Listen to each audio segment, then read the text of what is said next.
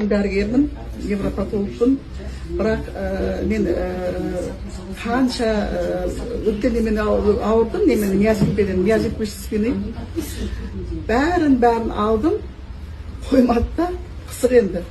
Сосын кейін мынау иглотерапия дейміз, бұны жаңағы шарикли ролик дейміз. Осыны үйде алған кезінде 9.000-ды, қандай еді бағасы? 15 мың? 15 мың деді, иә. Сол кезде алғанымда для себя қорқып болғам. Каким-то образом есіме түсті осы, жаңа бақты ғой енді. Енді білмеймін кімге өтірік, маған шын енді бар ғой. Бір рет, екі рет жақтым. Енді айтамаймын. Қазір мен тек қана осымен бүкіл пациенттеріме, бүкіл енді туған туысқандарыма реклама жасап жүр. Мәселе бұл реклама болып неғандай емес. Ол көреді ғой өздері, жағып көреді.